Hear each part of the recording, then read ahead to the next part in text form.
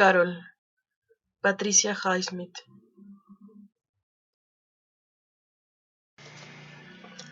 Era la hora del almuerzo, y la cafetería de los trabajadores de Frankenberg estaba de bote en bote.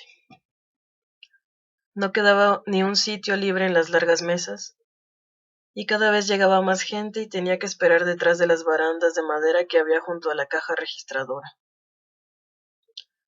Los que ya habían conseguido llenar sus bandejas de comida vagaban entre las mesas en busca de un hueco donde meterse, o esperando que alguien se levantara, pero no había sitio.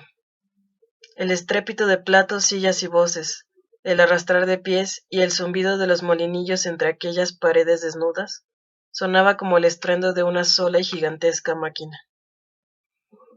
Thérèse comía nerviosa, con el folleto de bienvenida a Frankenberg apoyado sobre una azucarera frente a ella. Se había leído el grueso folleto durante la semana anterior, el primer día de prácticas, pero no tenía nada más que leer, y en aquella cafetería sentía la necesidad de concentrarse en algo. Por eso volvió a leer lo de las vacaciones extra, las 3 semanas que se concedían a los que llevaban 15 años trabajando en Frankenberg, y comió el plato caliente del día, una grasienta loncha de roast beef con una bola de puré de patatas cubierta de una salsa parduzca, un montoncito de guisantes y una tacita de papel llena de rábano picante. Intentó imaginarse cómo sería haber trabajado 15 años en Frankenberg, pero se sintió incapaz. Los que llevaban 25 años tenían derecho a 4 semanas de vacaciones, según decía el folleto. Frankenberg también proporcionaba residencia para las vacaciones de verano e invierno. Pensó que seguro también tenían una iglesia y una maternidad. Los almacenes estaban organizados como una cárcel. A veces la asustaba darse cuenta de que formaba parte de aquello. Volvió rápidamente la página y vio escrito en grandes letras negras y a doble página: ¿Forma usted parte de Frankenberg? Miró al otro lado de la estancia, hacia las ventanas, e intentó pensar en otra cosa. En el precioso jersey noruego rojo y negro que había visto en Saks y que le podía comprar a Richard para Navidad, si no encontraba una cartera más bonita que la que había visto por $20. O en la posibilidad de ir en coche a West Point con los Kelly el domingo siguiente a ver un partido de hockey. Al otro lado de la sala, el ventanal cuadriculado parecía un cuadro de... ¿cómo se llamaba? Mondrian. En una de las esquinas de la ventana, un cuadrante abierto mostraba un trozo de cielo blanco. No había ningún pájaro dentro ni fuera. ¿Qué tipo de escenografía habría que montar para una obra que se desarrollara en unos grandes almacenes? Ya había vuelto otra vez a la realidad. Pero lo tuyo es muy distinto, Terry, le había dicho Richard.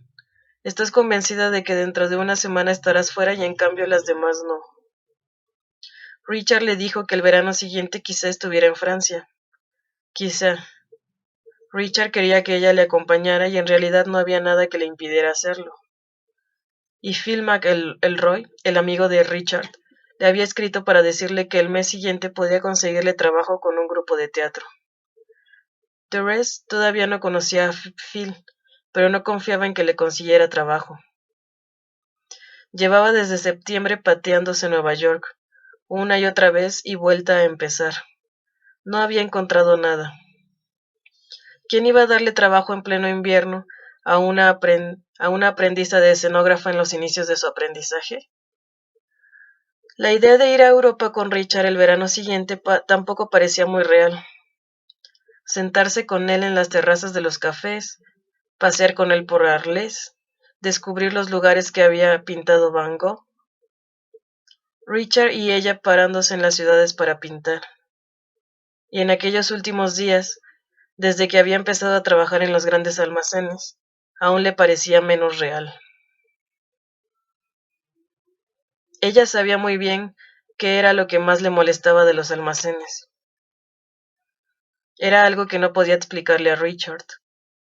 En los almacenes se intensificaban las cosas que, según ella, recordaba, siempre le habían molestado.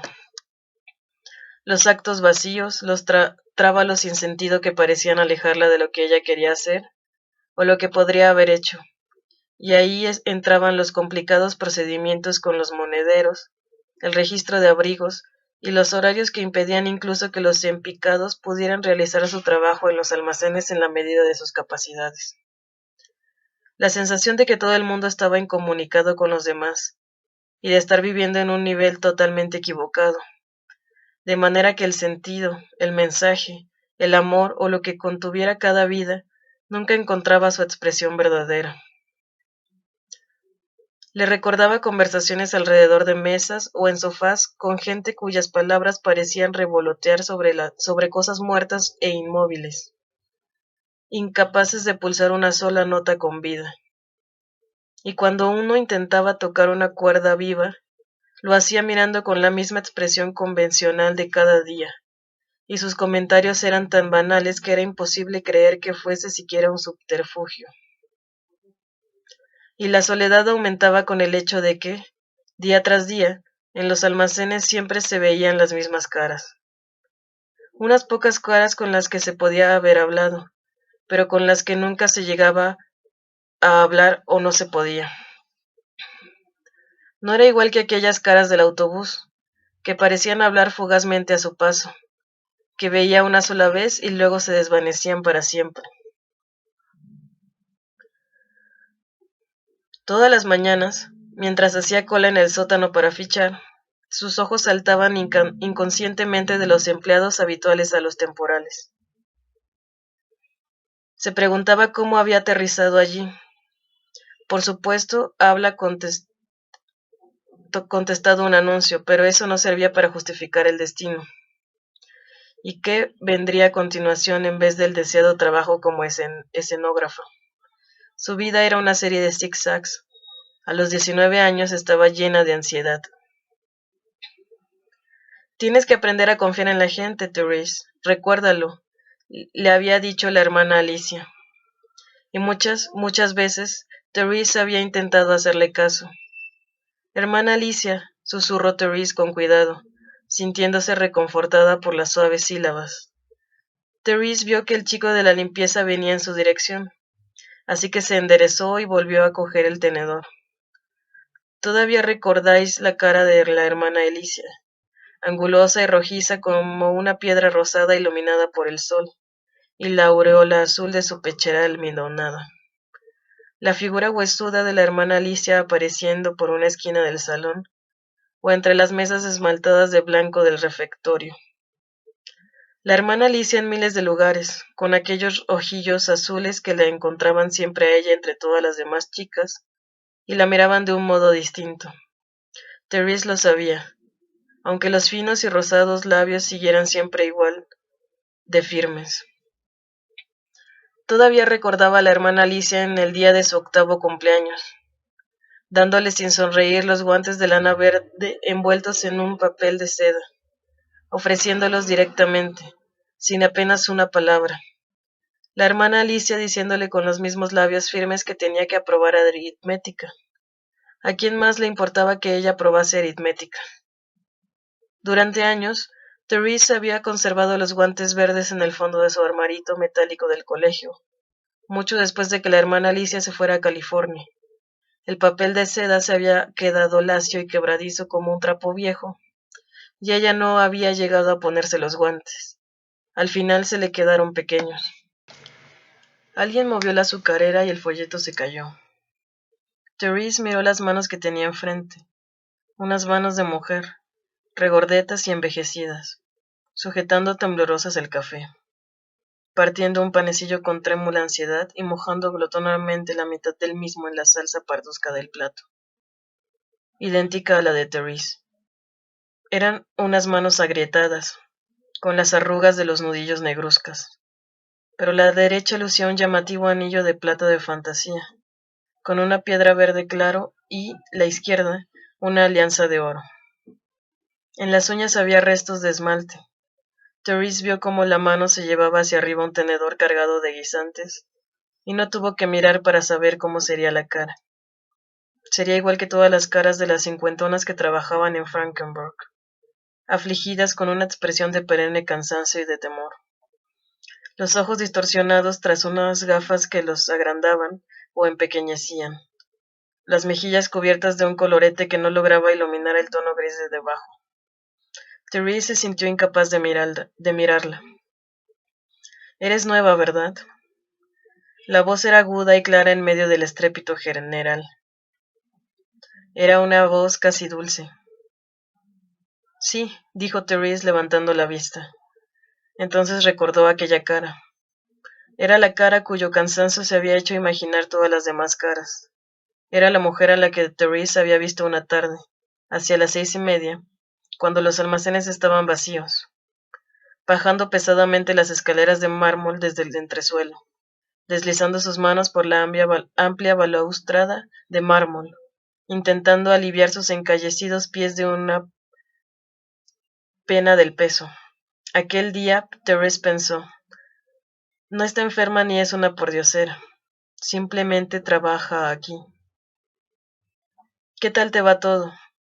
Y allí estaba la mujer, sonriéndole, con las mismas y terribles arrugas bajo los ojos y en torno a la boca. En realidad, en ese momento sus ojos parecían más vivos y afectuosos. ¿Qué tal te va todo? Volvió a repetir la mujer porque a su alrededor había una gran confusión de voces y vasos. Therese se humedeció los labios. Bien, gracias. ¿Te gusta estar aquí? Therese asintió con la cabeza. ¿Ha terminado?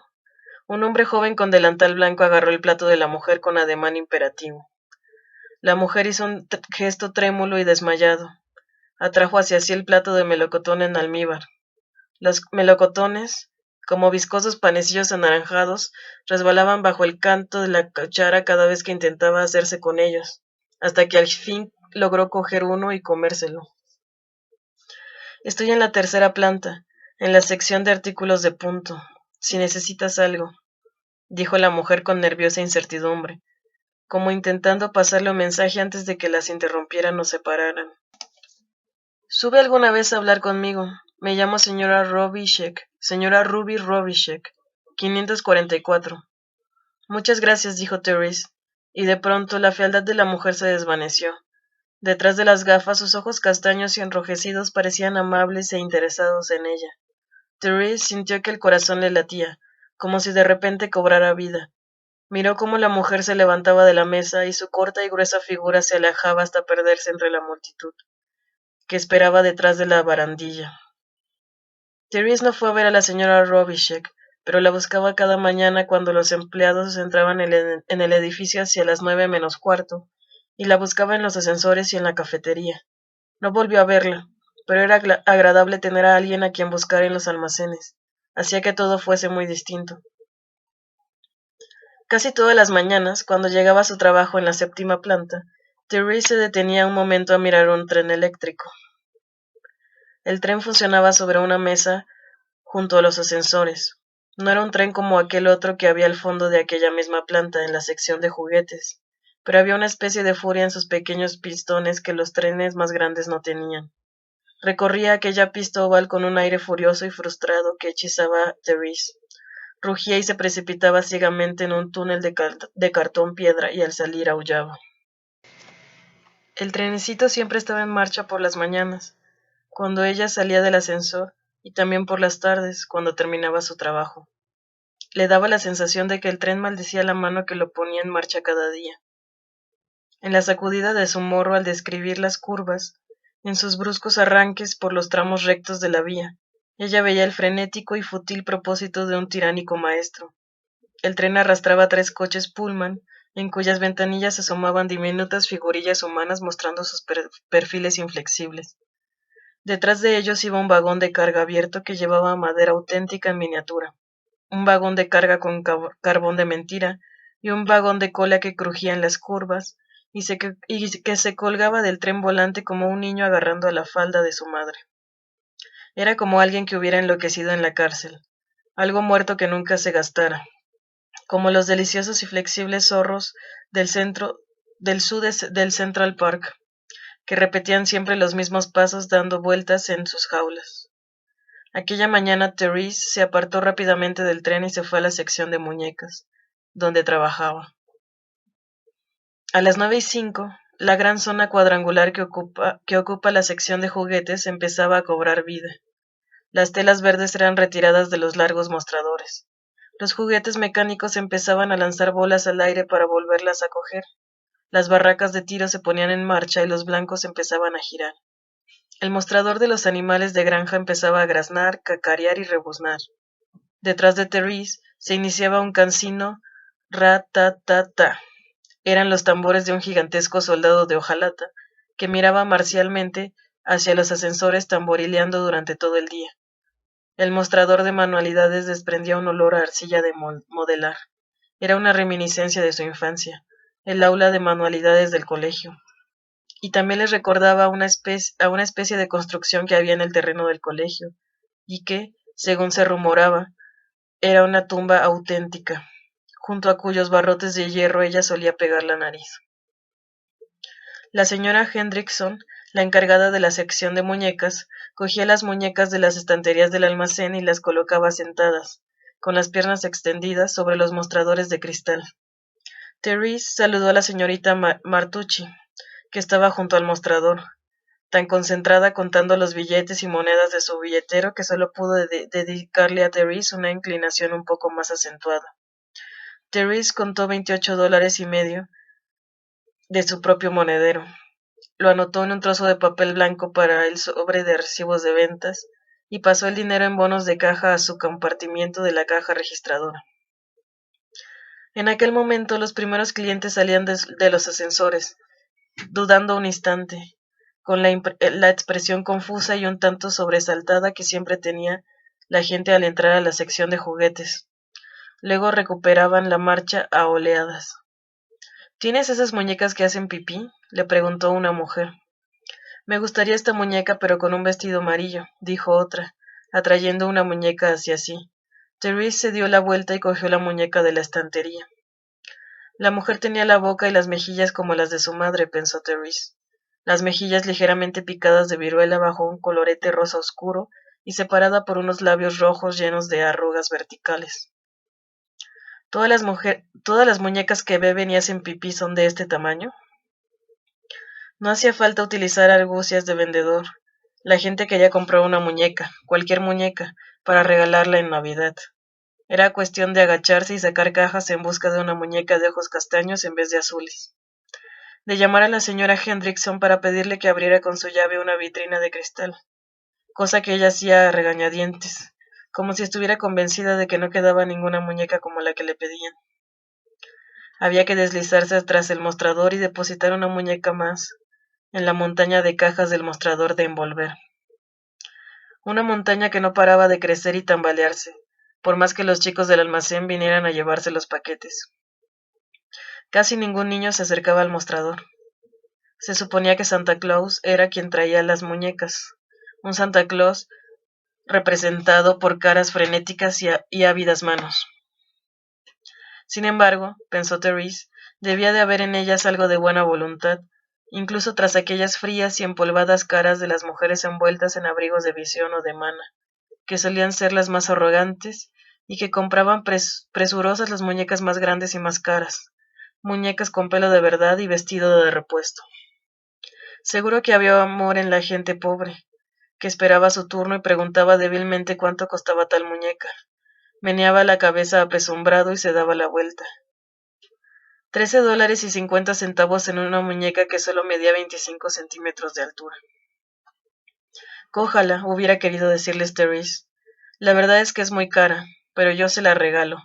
Frankenberg no la echará de menos.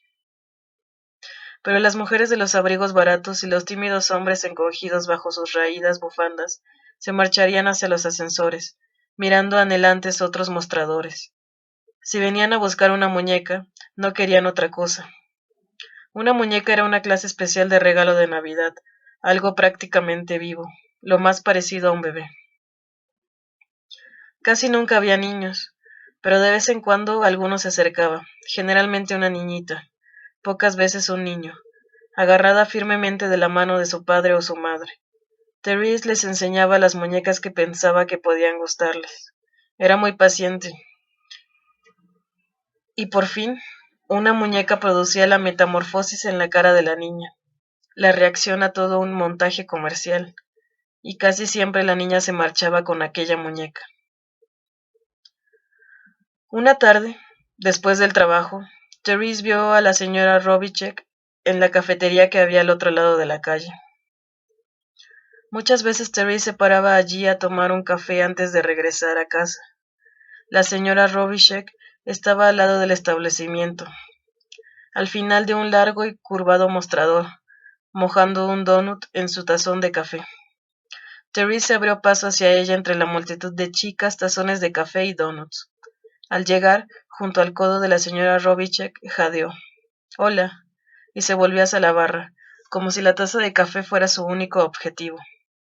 «Hola», le dijo la señora Robichek, de un modo tan indiferente que Therese se quedó hecha polvo. Therese no se atrevió a mirar otra vez a la señora Robichek y, sin embargo, casi se rozaban con el codo.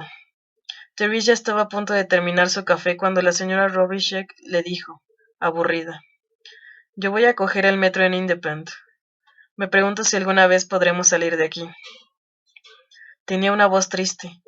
Era evidente que no se había pasado el día en la cafetería. En aquel momento, era como la vieja jorobada a la que Therese había visto arrastrarse por la escalera. «Saldremos de aquí», dijo Therese confiada. Therese abrió paso para las dos hasta la puerta. Ella también cogía el metro en Independent. La señora Robichek y ella pasaron junto a la multitud ociosa que había a la entrada del metro, y fueron absorbidas gradual e inevitablemente escaleras abajo, como pedacitos de desechos por una alcantarilla.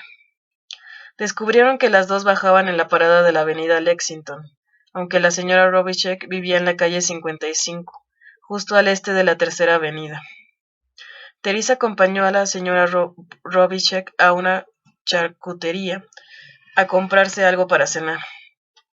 Therese también podía haberse comprado alguna cosa para ella, pero, por alguna razón, no podía hacerlo en presencia de la señora Robichek. ¿Tienes comida en casa? No, pero luego compraré algo. ¿Por qué no vienes a cenar conmigo? Estoy completamente sola. Ven. La señora Robichek acabó encogiéndose de hombros, como si le costara menos hacer eso que sonreír. El impulso de Therese de protestar cortésmente duró solo un momento. Gracias, me encantaría. Luego vio un bizcocho envuelto en papel celofán sobre el mostrador, un pastel de frutas que parecía un enorme ladrillo marrón, adornado con guindas rojas, y lo compró para regalárselo a la señora Robichek.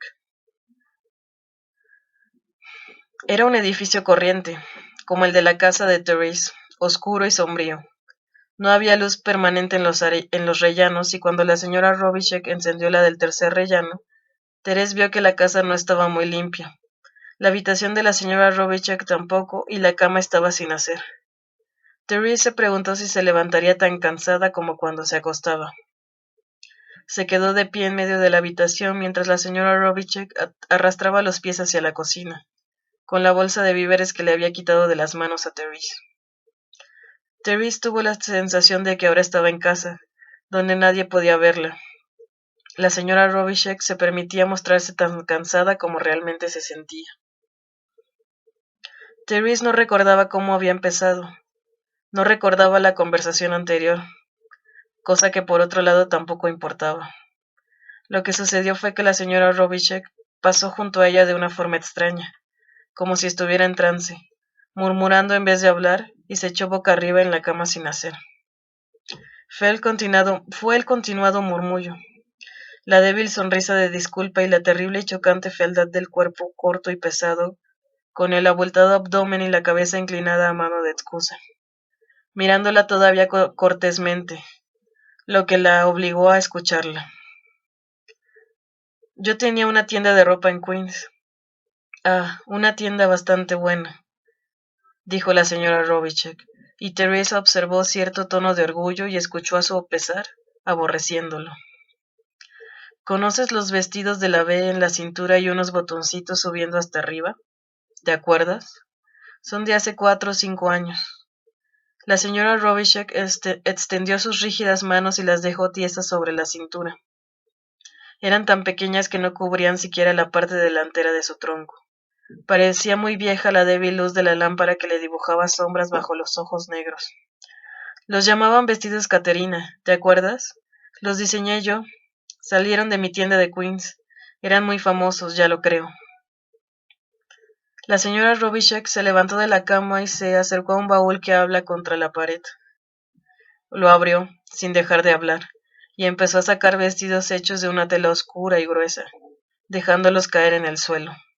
Sostuvo en alto un vestido de terciopelo granate, con el cuello blanco y botoncitos blancos que terminaban en una V, en la cintura del estrecho corpiño. Míralos, son míos, los hice yo. Otras tiendas me los copiaron. Por encima del cuello blanco del vestido que ella sostenía con la mejilla, se inclinaba la fea cabeza de la señora Robichek. ¿Te gusta este? Te lo regalo. Acércate, acércate, pruébatelo. A Thérèse le repelía la idea de probárselo. Deseó que la señora Robichek se volviera a echar y descansara, pero se levantó obediente como si no tuviera voluntad y se acercó a ella. La señora Robichek apretó un vestido de terciopelo negro sobre el cuerpo de Thérèse, con manos trémulas e insistentes, y, de pronto, Thérèse adivinó cómo debía de atender a la gente en la tienda, ofreciendo jerseys a troche y moche, porque no podía haber hecho aquel gesto de otra manera. Thérèse recordó que la señora Robichek le había dicho que llevaba 4 años trabajando en Frankenberg. ¿Te gusta más el verde? Pruébatelo. Y mientras Thérèse dudaba un instante, lo apartó y cogió otro, el granate. Les he vendido 5 a chicas de los almacenes, pero a ti te lo regalo. Aunque sean restos, todavía están de moda. ¿O prefieres este? Thérèse prefería el granate. Le gustaba mucho el rojo, especialmente el granate, y le encantaba el terciopelo de ese color. La señora Robichek la empujó hacia un rincón donde podía desnudarse y dejar la ropa en un sillón. Pero ella no quería el vestido, no quería que se lo diera. Le recordaba cuando le daban ropa en el hospicio, ropa usada, porque ella era considerada prácticamente una huérfana. Le pagaban la mitad del colegio y nunca recibía paquetes del exterior. Thérèse se quitó el jersey y se sintió completamente desnuda. Se abrazó por encima de los codos y notó la piel fría e insensible. Los cosí yo, dijo la señora Robichek extasiada, como para sí. Me pasaba todo el día cosiendo, de la mañana a la noche. Contraté a 4 chicas, pero los ojos me empezaron a fallar y ahora no veo por uno. Por este. Ponte el vestido. Y le contó a Thérèse lo de la operación en el ojo. No había perdido la vista del todo, solo parcialmente, pero le había dolido mucho. Era un glaucoma. Todavía le producía dolores. Eso y la espalda, y tenía juanetes en los pies. Thérèse se dio cuenta de que le contaba todos sus problemas y le hablaba de su mala suerte para que ella, Thérèse, comprendiera que había caído tan bajo como para llegar a trabajar en unos grandes almacenes. ¿Qué tal te queda? Le preguntó la señora Robichek confiada. Thérèse se miró en el espejo del armario. El espejo mostraba una larga y delgada figura con la cabeza alargada que parcela en llamas. Fuego amarillo brillante que bajaba hasta el contorno rojo grana de los hombros. El vestido caía en pliegues rectos y drapeados y le llegaba casi hasta los tobillos. Era un vestido de princesa de cuento de hadas, de un rojo más intenso que la sangre. Thérèse retrocedió y recogió la tela sobrante del vestido tras de sí, para ajustárselo a la cintura. Luego volvió a mirar los ojos color avellana oscuro en el espejo. Se encontró consigo misma. Aquella era ella, no la chica vestida con la vulgar falda escocesa y el jersey beige, no la chica que trabajaba en la sección de muñecas de Frankenberg. ¿Te gusta? Le preguntó la señora Robichek. Thérèse estudió su boca, sorprendentemente tranquila. Veía los contornos con nitidez, pese a que no llevaba más lápiz de labios que el que quedaba después de un beso. Deseó poder besar a la chica que había en el espejo y darle vida, y, sin embargo, se quedó perfectamente quieta, como si fuera un cuadro. Si te gusta, quédatelo, la apremió impaciente la señora Robichek, mirándola desde lejos, acechando desde el guardarropa como las dependientas cuando las clientas se prueban abrigos y vestidos frente a los espejos de los grandes almacenes. Pero Therese sabía que aquello no iba a durar mucho. En cuanto se moviera, se desvanecería. Se iría aunque ella se quedara con el vestido, porque era algo que formaba parte de un instante, de aquel instante. Ella no quería el vestido.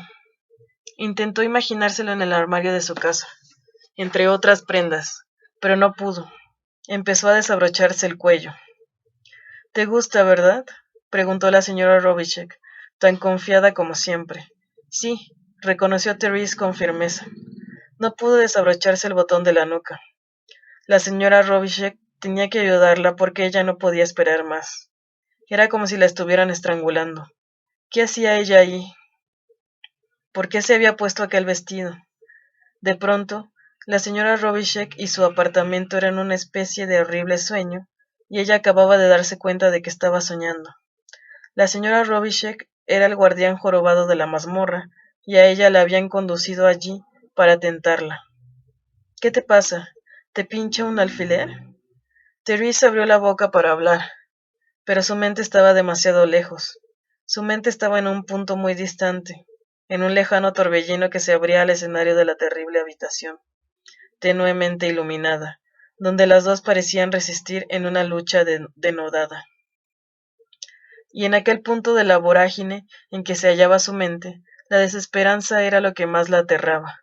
Era la desesperanza del dolorido cuerpo de la señora Robichek, de su fealdad, de su trabajo en los almacenes, de la pila de vestidos del baúl, la desesperanza que impregnaba completamente el final de su vida. Y la desesperanza que había en la propia Therese, de no llegar a ser nunca la persona que quería ser, ni hacer las cosas que quería hacer. ¿Acaso toda su vida había sido solo un sueño, y aquello era la realidad? Era el terror de aquella desesperanza lo que la hizo desear quitarse el vestido y huir antes de que fuera demasiado tarde, antes de que las cadenas cayeran sobre ella y se cerraran.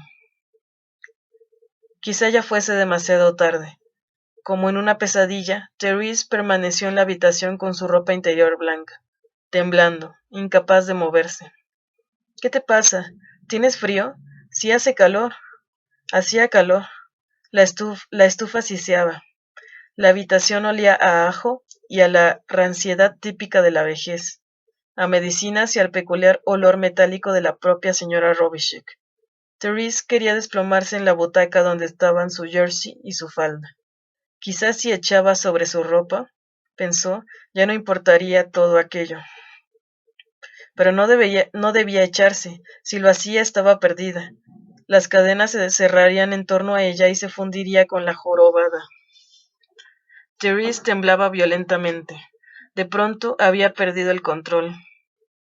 Era un escalofrío. No era solo el miedo y el cansancio. Siéntate, dijo la voz de la señora Robichek indiferente, con una calma y un aburrimiento inauditos, como si estuviera acostumbrada a que las chicas se sintieran al borde del desmayo en su habitación.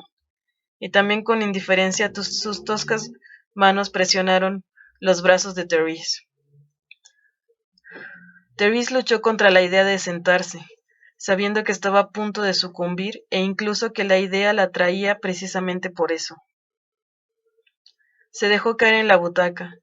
Sintió como la señora Robichek tiraba de su falda para sacársela, pero se sentía incapaz de moverse. Y, sin embargo, seguía en el mismo nivel de conciencia. Aún podía pensar libremente, aunque los oscuros brazos de la butaca ya la hubieran rodeado. La señora Robichek le decía, «Has estado demasiadas horas de pie en los almacenes. Las navidades son muy duras. Yo ya he pasado 4 navidades allí. Al final aprendes a cuidarte un poco». Arrastrándose escalera abajo agarrada a la barandilla, almorzando en la cafetería, descalzándose los encallecidos pies al igual que la hilera de mujeres que había sentadas en los radiadores del lavabo de señoras, peleándose por un trozo de radiador sobre el que poner un periódico y poder sentarse 5 minutos. La mente de Therese funcionaba con claridad. Era sorprendente la claridad con que pensaba. aunque sabía que simplemente contemplaba el espacio que tenía enfrente y que aunque hubiera querido no habría podido moverse. Solo estás cansada, chiquilla, dijo la señora Robichek, poniéndole una manta de lana sobre los hombros. Necesitas descansar después de estar todo el día de pie. Therese recordó una frase de Eliot que Richard citaba. No es eso lo que quería decir, no es eso en absoluto. Quería decirle en voz alta, pero no conseguía mover los labios. Había algo dulce y ardiente en su boca. La señora Robichek estaba de pie frente a ella, echando un líquido de una botella en una cuchara y luego poniéndole la cuchara entre los labios. Therese se lo tragó obediente, sin preocuparse de si podía ser venenoso. En ese momento podría haber movido los labios, podría haberse levantado de la butaca, pero ya no quería moverse. Finalmente se recostó y dejó que la señora Robichek la cubriera con la manta. Fingió adormecerse, pero siguió contemplando la figura encorvada que se movía por la habitación, quitando las cosas de la mesa y desnudándose para acostarse. Vio a la señora Robichek quitarse un gran corsé de encaje, y luego unos tirantes que cayeron por sus hombros y luego por su espalda. Therese cerró los ojos con horror, los mantuvo cerrados con fuerza hasta que el crujido de un muelle y un largo suspiro jadeante le indicaron que la señora Robichek estaba ya en la cama. Pero eso no fue todo. La señora Robichek alcanzó el despertador y le dio cuerda y, sin levantar la cabeza de la almohada, tanteó con el reloj buscando la banqueta que había junto a la cama.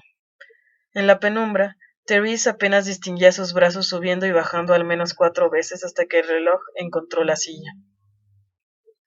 Esperaré un cuarto de hora hasta que se duerma y luego me iré, pensó Therese. Y como estaba cansada, tuvo que ponerse en tensión para vencer aquel espasmo, aquel ataque repentino que era como una caída, que le sobrevenía cada noche mucho antes de dormir, como un anuncio del sueño. Esa vez no llegó. Al cabo de lo que le parecieron 15 minutos, Therese se vistió y salió silenciosamente. Era fácil. Después de todo, abrir simplemente la puerta y escapar. Era fácil, pensó, porque en realidad no se estaba escapando en absoluto.